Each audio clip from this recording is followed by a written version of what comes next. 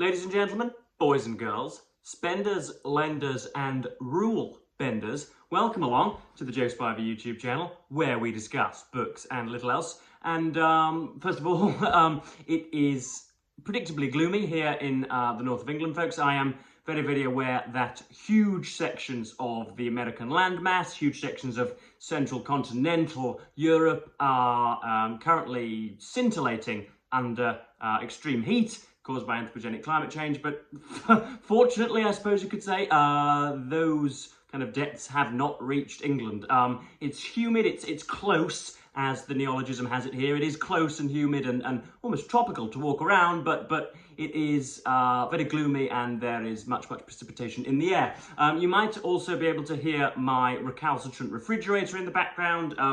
It already can engage in kind of, monosyllabic conversation. When it's open and closed, it sort of grunts and wheezes, but it's now seemingly sort of juddering from heroin withdrawal, folks. It's a drug addict spilled out on the street. It's very noisy, so if you can hear it, then big apologies. But today marks the start, ladies and gentlemen, suitors and booters. I don't know why it was that I tried to invoke another melodic introduction, but there we are.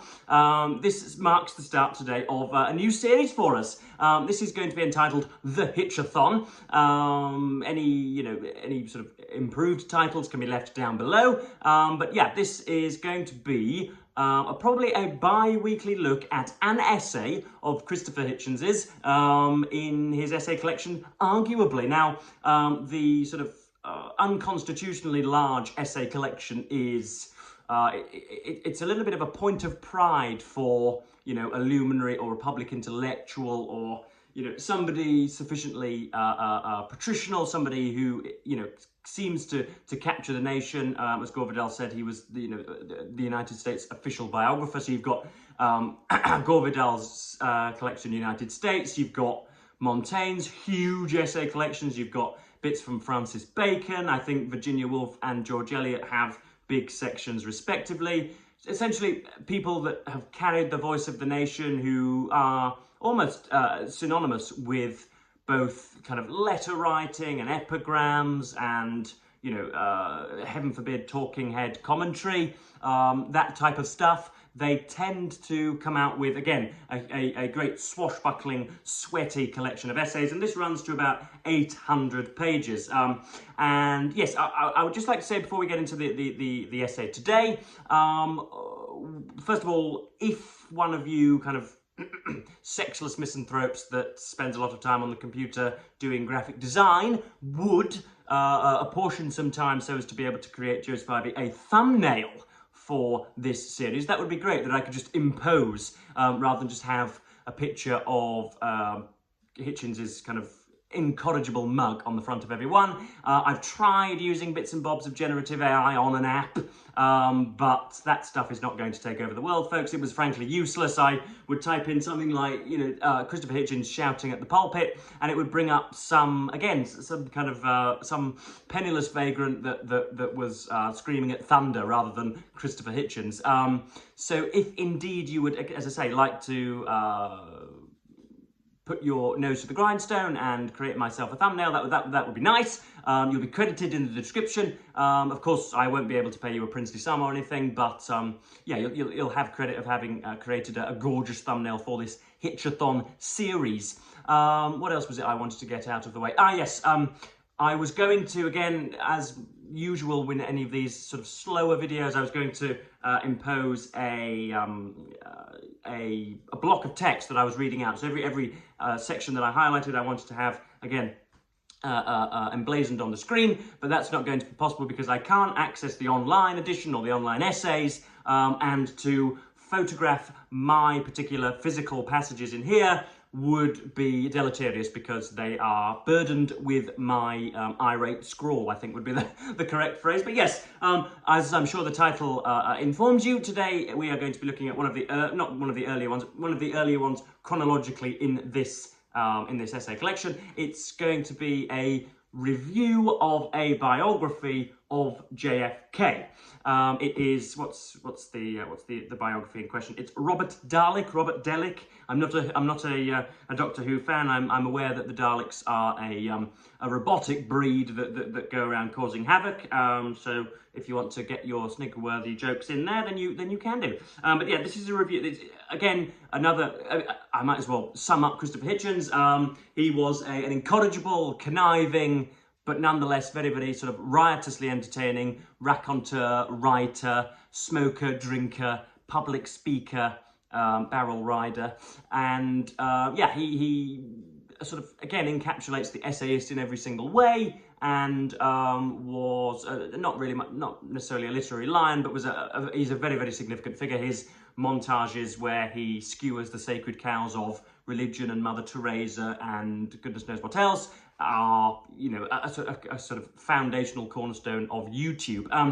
But anyway, let's get on with some of his coverage of JFK. As per usual, if I were to write a review of a biography, I would go straight into the material of the biography and to what it says, and would be quoting from it until the cows come home. But when you get particularly notable, when you become sought after, and when there is a sort of particular reverence behind your name, you can essentially do what you like. You can be as opinionated and as attitudinized, and you can wax lyrical on the mustard jar to your right and the glass of water to your left. You can talk about the glen in front of you and the road traffic behind you. You don't really have to focus on the subject matter, but Hitchens does a decent job. But yeah, before reading this, I was of the opinion, I promise I am going to get into it, folks.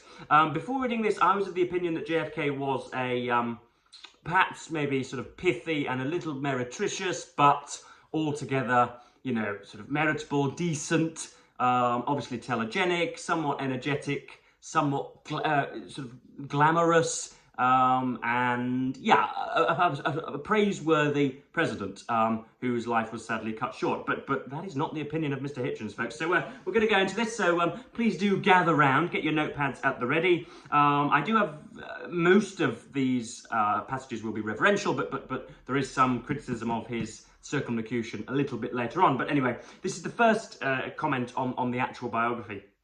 So the biography is entitled An Unfinished Life, John F. Kennedy, 1917 to 63.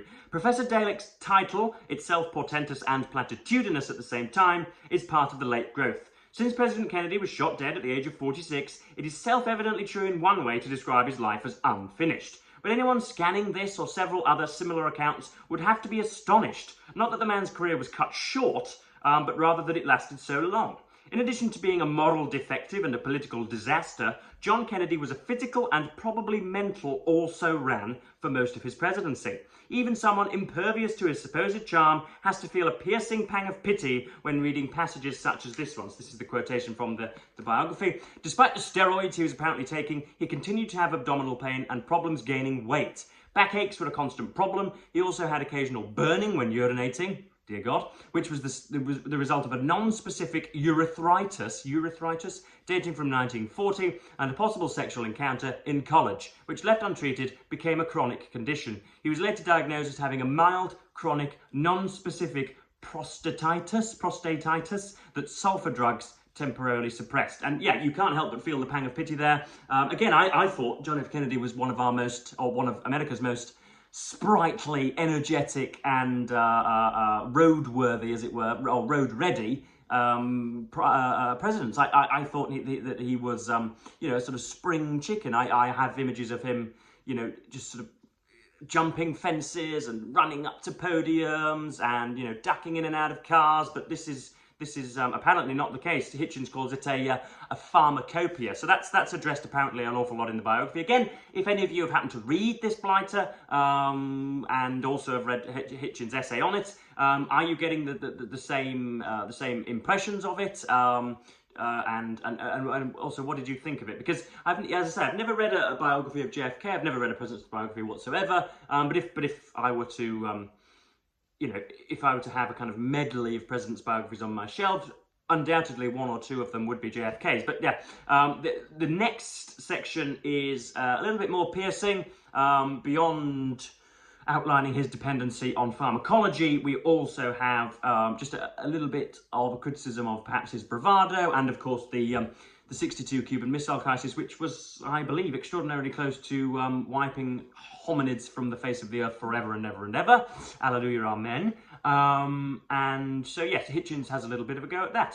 So you're talking about a false projection of youthful vigour. This false projection of youthful vigour was more than narcissism. It was the essence of the presentation and had been the backdrop to his wild accusation of a missile gap between the Soviet Union and the USA, neglected by the wrinkly and tired Eisenhower regime. Also, and unlike, say, Franklin Roosevelt's polio, the concealment was of a serious condition or set of conditions that might really affect performance in office. If Kennedy had not succumbed to his actual ill health, he might as easily have flamed out like Jimi Hendrix or Janis Joplin from the avalanche of competing uppers and downers that he was swallowing. Again, not exactly the most complimentary comments there. And again, I just want to reiterate, as an up-and-coming reviewer, as somebody whose name is yet to be plugged in, as it were, whose name isn't synonymous with sort of intellectual grandstanding quite yet, or at least in larger circles. I am somebody that wants to sort of get into the gristle of the book. I'm not somebody that wants to use the book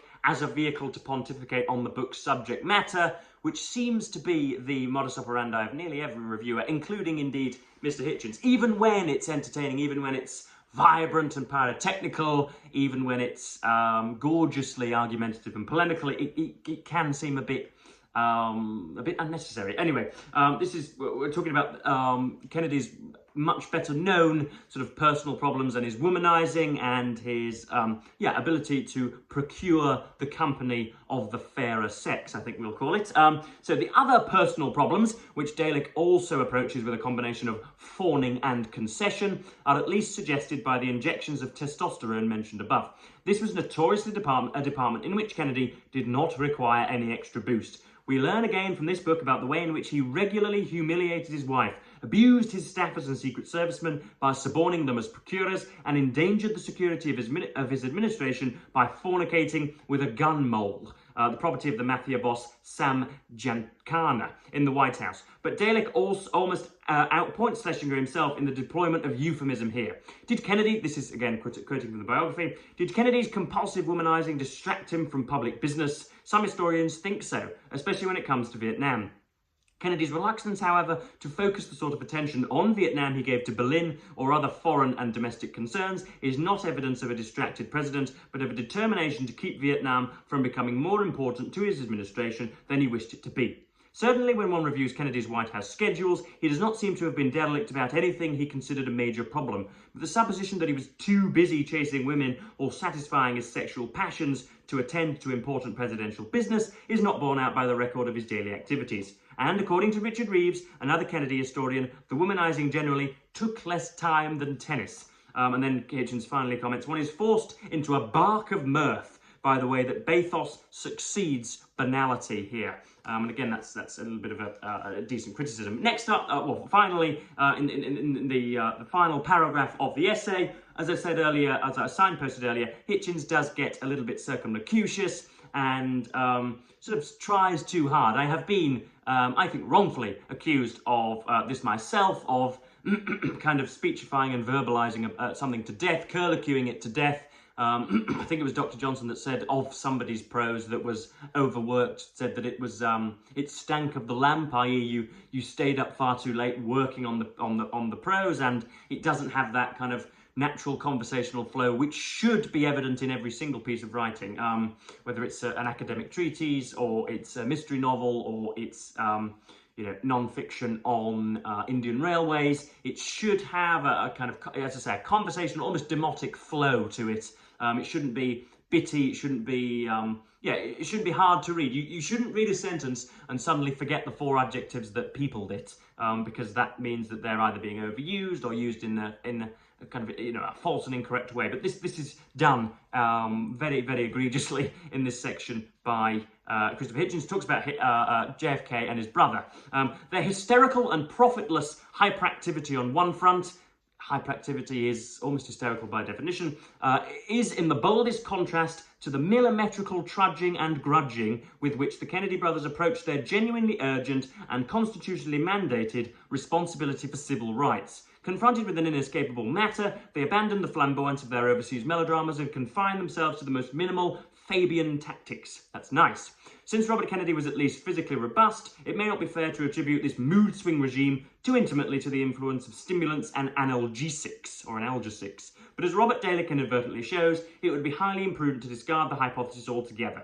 The reputation of the Kennedy racket is now dependent on a snobbing effort of will, an applauding chorus demanding that the flickering Tinkerbell not be allowed to expire. It is pardonable for children to yell that they believe in fairies, but it is somehow sinister when the piping note shifts from the puerile to the senile. And you can see, yeah, the first few lines of that were boggy and swampy and very, very difficult to wade through. But then he says goodbye to form and lets the voice flow at the end. But yeah, that was a very, very interesting review.